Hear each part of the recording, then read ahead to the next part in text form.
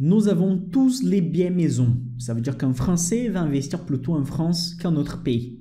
Et ça, c'est dommage, car sur des autres régions, on a aussi des belles opportunités. Il ne faut pas oublier que les marchés américains sont les principaux marchés du monde, mais aussi, à côté, on a des sociétés très intéressantes, en Allemagne, aux Pays-Bas, aux pays nordiques, etc. Aujourd'hui, on verra un peu tout ce qu'il y a dans la bourse d'Amsterdam.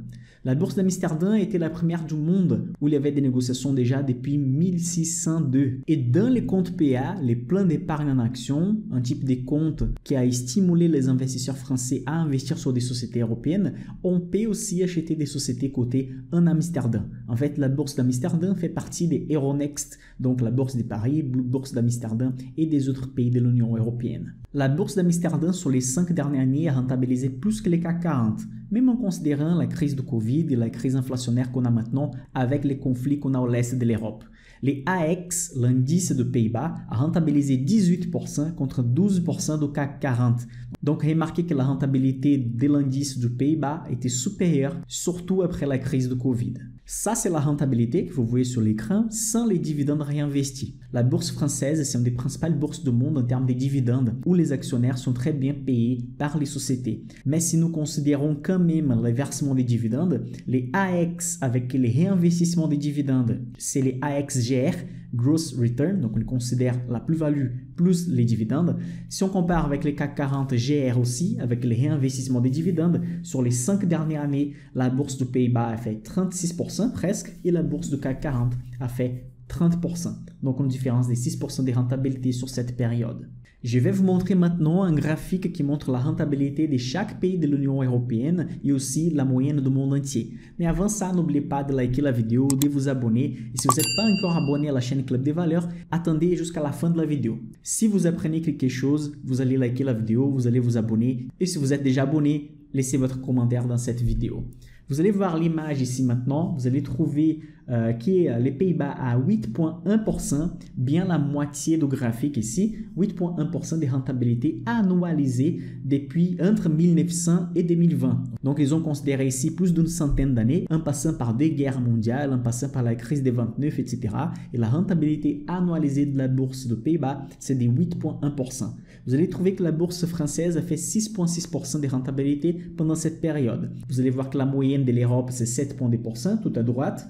Les mondes 8,3%, les pays développés 8,4% et vous allez trouver que les États-Unis avec 9,6% depuis 1900 jusqu'à 2020. Sur des périodes de très long terme, plus d'un siècle comme on voit ici, on peut biaiser un peu les résultats. Car il y a certains pays qui étaient plus touchés par la première et deuxième guerre mondiale. Il y a des autres pays qui sont bénéficiés avec la fin des étalons or, qui c'était la négociation, la parité de l'or avec les dollars dans les années 70 aux États-Unis. Donc si on va considérer la post-guerre, après la deuxième guerre mondiale, on voit que la rentabilité de la France est quand même un peu supérieure à la valeur affichée ici. C'est de 7,2% à la place des 6,6%. Et la rentabilité du Pays-Bas, ça continue plutôt la même chose, 7,9%.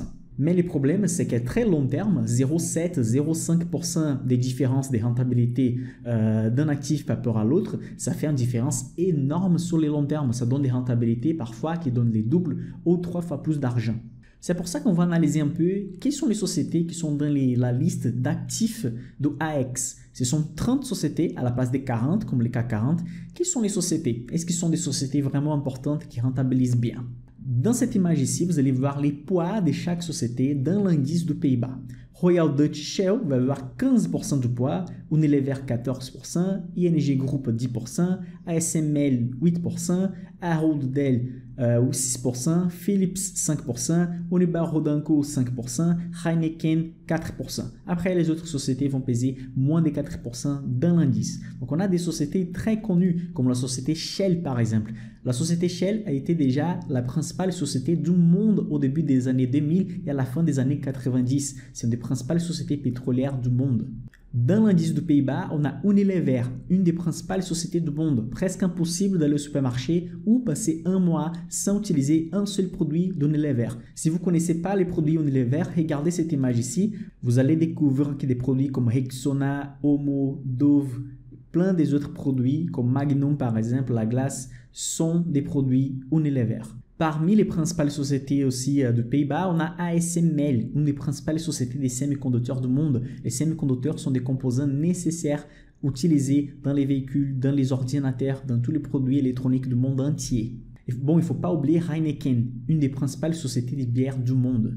Bon, si la différence entre les CAC 40 et les AX, les principaux indices, on a déjà un avantage pour les AX, qu'est-ce que ça donne si on jette un œil sur les indices des small cap? Qu'est-ce qui arrive si on compare la rentabilité des petites sociétés de Pays-Bas contre la rentabilité des petites sociétés françaises?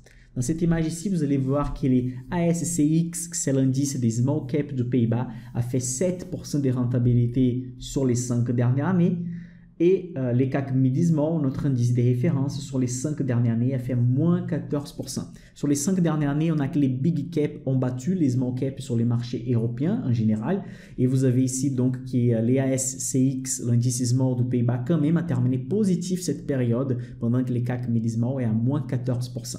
Si vous êtes intéressé aussi à faire partie de ma formation, vous allez trouver là-bas un portefeuille PA qui à ces moments est à 0% de rentabilité, car on n'a que des sociétés françaises dedans, contre moins 20 du marché français. Donc on a battu les marchés français par une vingtaine de pourcents et la rentabilité, donc ça sera très bonne sur les longs termes si on continue à utiliser la même stratégie d'acheter des petites sociétés avec potentiel élevé, marge élevée, peu endetté et des très qualités de management. Vous allez trouver la description pour la formation Insider pour les prochains groupes dans la description de la vidéo. Ok, Michael, sur les 5 dernières années, on a que l'indice des small cap de Pays-Bas a gagné du CAC Mid-Small. Mais sur une période plus importante, depuis 2011, on voit que l'indice des small cap de Pays-Bas a fait 114% de rentabilité contre 63% du CAC Mid-Small. Donc, l'importance aussi de penser à diversifier sur des autres pays.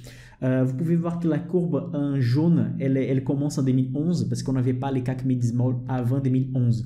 Donc, les comparatifs de 2011 jusqu'à aujourd'hui, il est juste, mais on ne peut pas comparer avant de 2011. Maintenant, je vais vous donner les noms de quelques sociétés à jeter un œil, des sociétés que vous devez surveiller ou pourquoi pas analyser en profondeur avant de réaliser l'achat. Ce ne sont pas des recommandations d'achat, ces sociétés-là, elles ne sont pas dans mon portefeuille, mais ce sont des sociétés que je surveille de très près et je suis en train d'analyser en profondeur à ces moments.